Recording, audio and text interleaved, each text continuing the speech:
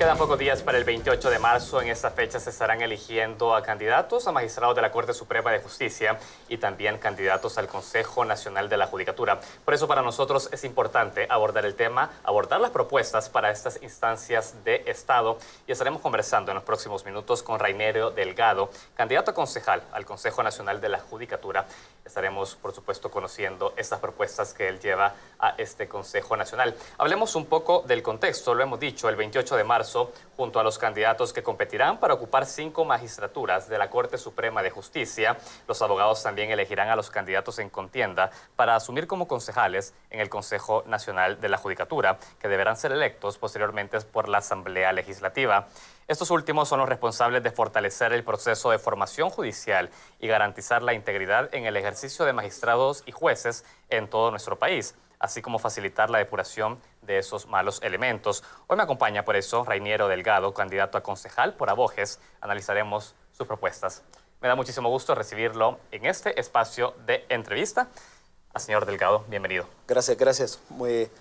Las gracias por permitirnos estar ante tan especial audiencia, ¿verdad? Y bueno, dispuestos a evacuar todas las preguntas, las interrogantes que puedan haber sobre esta eventualidad histórica para el órgano judicial, porque a los empleados propiamente de tal institución nunca se nos había tomado en cuenta para poder participar en este evento, más sin embargo, sí nos habían utilizado otros para llegar, para poder escalar a esas funciones. Abojes, entonces, conforma a sus empleados del órgano judicial, que ahora sí puede proponer a miembros dentro del Consejo Nacional de la Judicatura. Somos exactamente una asociación, Abojes, la Asociación de Abogados Empleados del órgano judicial, una asociación legítimamente acreditada a través de lo que es el Ministerio de Gobernación, con personería, para poder actuar y proponer candidatos con legitimidad para poder actuar de entre algunas cosas en las elecciones al Consejo Nacional de la Judicatura y en el futuro a candidatos a magistrados de la Corte. Excelente, estaremos hablando de las propuestas que Abojes entonces contempla para esas instancias de Estado. Lo hemos dicho, importante, la justicia como un pilar para el combate a la violencia. Incluso, señor Delgado, sí, este día hemos tenido una marcha nacional exigiendo paz, vida y justicia. Dentro de este esquema, ¿dónde llega el Consejo Nacional de la Judicatura? ¿Qué rol cumple para poder garantizar buena justicia en nuestro país, la función del Consejo? En un pequeño preámbulo de esto, pareciera de que el Consejo Nacional de la Judicatura como que no es una entidad con la trascendencia que realmente tiene. En primer lugar, es fruto de los acuerdos de paz, una transformación. Antes de los acuerdos de paz y después de los acuerdos de paz, es decir, un antes y un después. Correcto. En el después es parte de la reestructuración de la Constitución a través de la reforma, porque se quería buscar una entidad independiente para efecto de determinar lo que es la selección, capacitación y evaluación de los funcionarios judiciales. Eso ha trascendido, definitivamente que se han hecho muchos logros. Más sin embargo, quedamos en una parte así como de acomodamiento. Nosotros dentro de la asociación consideramos de que esto debe de trascender. Debemos retomar nuevamente el fundamento filosófico de lo que fueron los acuerdos de paz y que le dieron esa transformación al Consejo Nacional de la Judicatura, porque antes era un apéndice de la Corte Suprema de Justicia. Ahora es una institución independiente, pero que debe aportar más en cuanto a esto que ha representado la marcha de este día, que ha tenido una buena aceptación de la población, porque todo mundo demanda paz, demanda tranquilidad, demanda trabajo, seguridad, etc. Muy bien, reitero la pregunta. Usted ha dicho es importante volver a los principios que dieron origen al CNJ. Correcto. Posterior a la firma de los acuerdos de paz. 23 años han pasado desde esa importante fecha. ¿Qué aspectos son los que hay que retomar para tener un Consejo Nacional de la Judicatura en función de una justicia íntegra? Bien, dentro de la formación de los jueces no dudamos de el trabajo que el Consejo realiza. Lo único que debe actualizarse, porque el derecho es un derecho que constantemente está evolucionando, ¿verdad? Entonces necesitamos tener una proyección más agresiva dentro de lo que es la administración de justicia, sobre la base de esa seguridad que busca la gente, que demanda la gente común en las calles. La administración de justicia es una de las entidades más cuestionadas, ¿verdad?, en la administración pública. Entonces, habría que hacer un examen de conciencia dentro de la administración pública, de la administración de justicia, porque no solo es el órgano judicial, es una cuestión sistemática, es algo integrado. Ministerio Público, Procuraduría de Derechos Humanos, Corte Suprema de Justicia, Consejo Nacional de la Judicatura, es decir, todos los entes vinculados a lo que es la proyección de la administración. Y nos queda claro que no solo se puede exigir al CNJ que resuelva todos los problemas judiciales en el país, sin embargo tiene a cargo importantes funciones, usted ya las ha señalado, selección de candidaturas. Correcto. Y también la capacitación y seguimiento sobre la evaluación de los funcionarios judiciales. Así es. Sobre el primer punto, la selección de candidaturas, ¿actualmente usted está satisfecho cómo el CNJ ha realizado el trabajo de presentación, por ejemplo, de la terna de 15 candidatos de magistrados a Corte Suprema de Justicia? ¿Es un procedimiento que garantiza transparencia e idoneidad, señor Delgado? Fíjese que de acuerdo, yo tengo mi propio concepto o mi propio criterio de acuerdo a lo que la Constitución dice. Hay una elección en la cual se eligen, por ejemplo, candidatos a magistrados a través de una elección. Correcto. ¿Verdad? Debería de respetarse la voluntad de todos los compañeros abogados porque es una elección calificada. Requisito per se, ser abogado de la República. Alguien que no sea abogado no puede participar.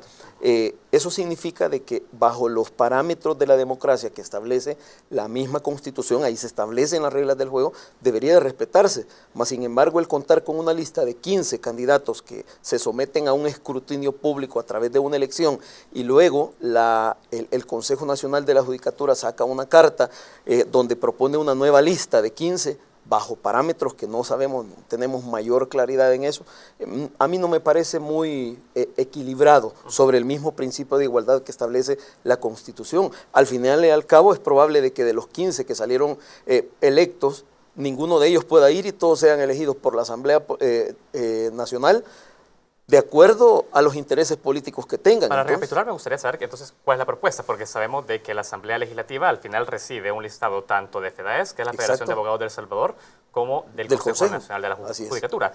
¿Qué debería existir entonces para que pueda respetarse la voluntad de todos los abogados que votan, en este caso, el 28 de marzo? A mi criterio, si se quisiera que fueran 30 los que participan, que los 30 participen en igualdad de condiciones en la elección y que de eso sea que escoja la Asamblea. Pero no esa parte... No una conformación mixta de las dos listas. Exacto, no me parece. Es una cuestión que debe analizarse, debe estudiarse, considerarse la objetividad. Eso plantea muchas cuestiones de oscuridad que se mencionan en el ámbito general sobre la forma en cómo se eligen esos 15. La sociedad reprocha en algún momento que sean jueces que tienen vínculos partidarios, pero también vínculos de carácter económico, y entonces se cuestiona un principio fundamental que es la imparcialidad del juez. Pero al final, esta decisión le llega a la Asamblea Legislativa a partir de propuestas hechas por el CNJ y por FEDAES. Y volviendo al origen, entonces, a partir de ese planteamiento, ¿cree que se están presentando las mejores cartas por parte tanto de FEDAES como el CNJ? ¿Se está haciendo un buen proceso de preselección de candidaturas que garanticen candidatos idóneos para que la Asamblea Legislativa pueda elegir? Dentro de la FEDAES se hace una precalificación en cuanto a la idoneidad de los candidatos sobre la base de los requisitos que se exigen y de someterlos a un escrutinio, como decía, de elección, tanto para el CNJ como para la Corte Suprema de Justicia. En cuanto a la Corte Suprema de Justicia, porque el CNJ no entra en esa competición, es una sola lista. Correcto. Del 1 al 9 va a elegir la Asamblea Legislativa del 1 al 9, los más votados, que esperamos que sean todos los compañeros de Abojes, elegirá a los 3 titulares. Del 10 al 18 elegirá a 3 suplentes. Para la Corte Suprema de Justicia, en cuanto a magistrados, la cosa es distinta, ¿verdad? Tenemos los 15 que entran por la lista del FEDAES a través de la elección, en donde hay una selección, precalificación sobre el cumplimiento de requisitos para poder participar, y aquellos que participan directamente por la lista del Consejo Nacional de la Judicatura. Correcto. Ahí es donde existe mucho cuestionamiento dentro del ámbito judicial o jurídico, más bien dicho, en cuanto a la forma de cómo hacer llegar esos 15. Por ejemplo, tengo entendido que hay alrededor más de 90 personas compitiendo para entrar a través de la lista del CNJ. Correcto. Vamos a dejarlo con ese primer análisis. Será importante también poner un poco en el contexto de ese procedimiento de elección, tanto de magistrados de la Corte Suprema de Justicia como en el caso de los concejales al CNJ. Tengo que hacer la primera pausa. Estaremos hablando ya del trabajo que realiza el CNJ. ya en materia de seguimiento a los funcionarios judiciales. Nosotros tenemos que hacer nuestra primera pausa. Analizamos la elección de los próximos concejales al Consejo Nacional de la Judicatura. Ya regresamos.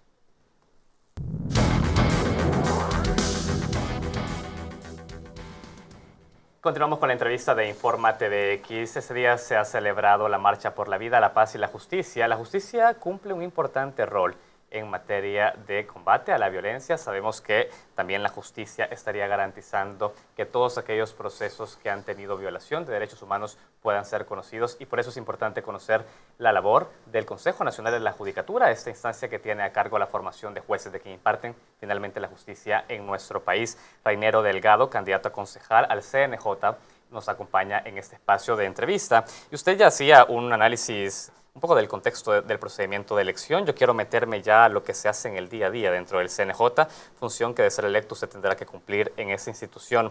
El CNJ también está contribuyendo para que tengamos jueces independientes. Ustedes están encargados de programas de formación de jueces y capacitaciones. Sobre esto, las amenazas que plantea la independencia judicial, ¿cuáles son las que usted identifica actualmente en nuestro país? Solo dejar en claro una situación. La independencia judicial, como muchos lo interpretan, no es un poder absoluto que puede tener el juez. El juez está limitado a lo que la Constitución le demanda. Muy bien. Ese es el principio de legalidad.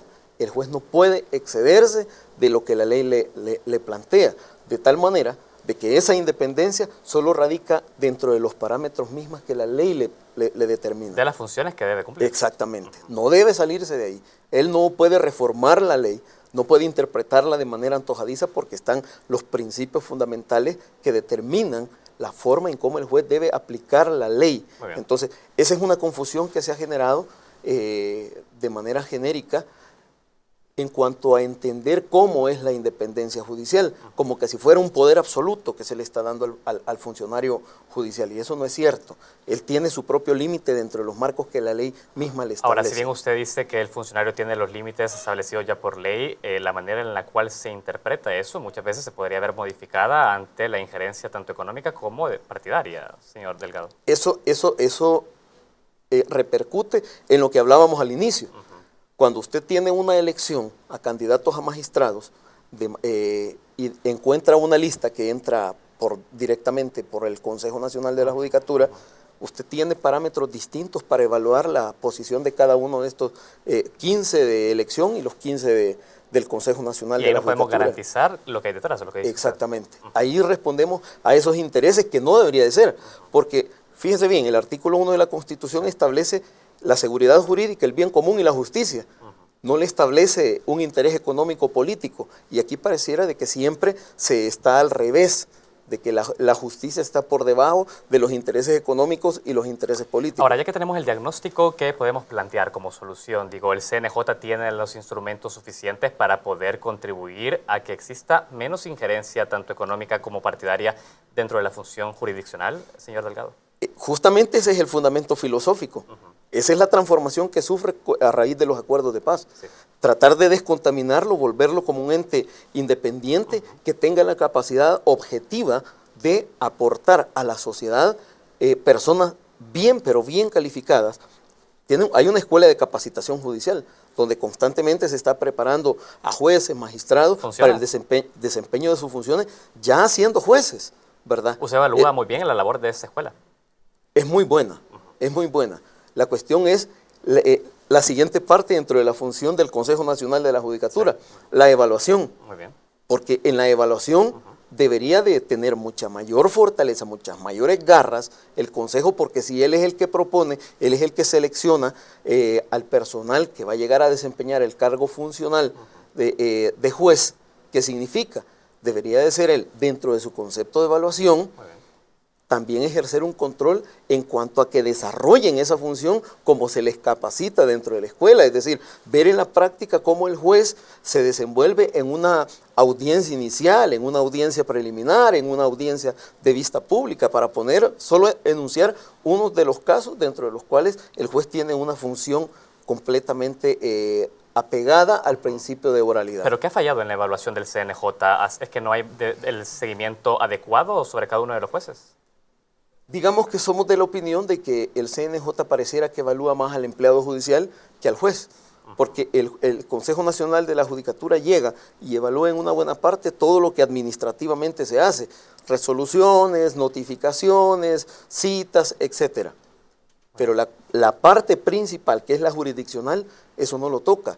Pero entra en una contradicción porque cuando hace una capacitación, capacita al juez para el desarrollo de su función como tal. Entonces lo debería de evaluar sobre la base de esa función jurisdiccional y no administrativa. Muy bien, me queda claro. Entonces lo que usted señala es necesario mayor evaluación judicial y no tanto en las tareas de carácter administrativo, que es lo que se ha hecho hasta ese momento. Exactamente, y es que la demanda de justicia que la población en general, y ustedes los medios de comunicación lo saben mejor, radica en la exigencia de resoluciones apegadas a derecho, ¿verdad?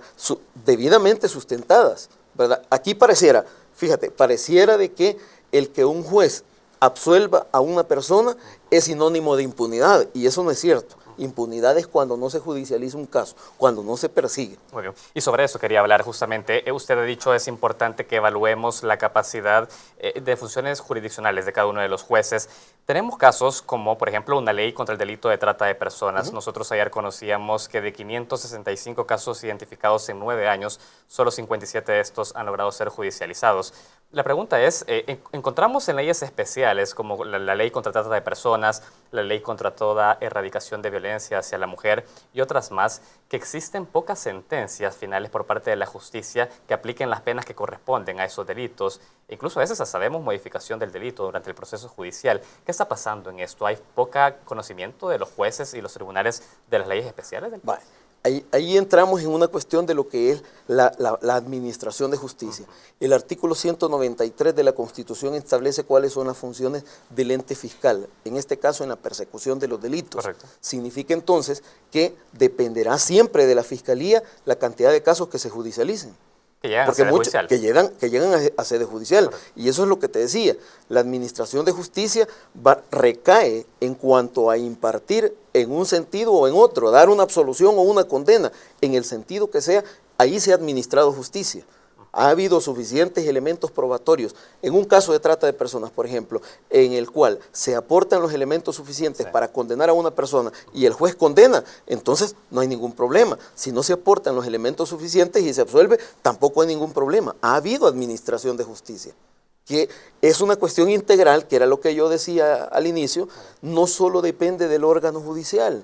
Esto está integrado por el Consejo Nacional de la Judicatura, que aporta los mejores elementos para desempeñar la función jurisdiccional. La Corte Suprema de Justicia, que provea de los insumos necesarios para que ese funcionario pueda desempeñar ese cargo. La Fiscalía, por el otro lado, para desarrollar su función y puede ejercer una acusación que sea efectiva. La función investigativa de la Policía como un ente auxiliar de la Fiscalía para la investigación de los delitos. Es integral. Excelente. No se puede ver de manera aislada. Y nos queda muy claro ese enfoque que debe ser holístico, como usted ha mencionado. Correcto. El 28 de marzo se estarán eligiendo 3 abogados propuestos por el gremio de abogados al CNJ. Usted forma parte de estas propuestas. Yo tengo que ir cerrando la entrevista, pero hemos hablado de algunos aspectos que deben ser revisados en materia judicial. Su propuesta principal de llegar al CNJ, ¿cuál será? ¿Cuál será la prioridad de Reinero Delgado una vez llegado al CNJ? Solo quiero dejar en claro, la Asociación de Abogados Empleados del Órgano Judicial plantea un proyecto de 9 personas. No solo es individual. No solamente es mi persona, somos 9, ¿verdad? Todos somos empleados del órgano judicial. Independientemente de eso, cualquiera de los que llegásemos, es que esperamos llegar 3, ¿verdad? Para desarrollar un proyecto de reingeniería dentro del Consejo Nacional de la Judicatura. Eso pasa por devolverle la esperanza a la ciudadanía en cuanto a ese fundamento filosófico de justicia que se persigue a través del Consejo Nacional de la Judicatura, sobre la base de brindar el personal idóneo para de verdad realizar una buena administración de justicia. Debe haber una buena relación. Hoy por hoy hay digamos, como un divorcio entre la Corte Suprema de Justicia y el Consejo Nacional de la Judicatura, como que hubiese una relación así solo lo más mínimo, lo más necesario.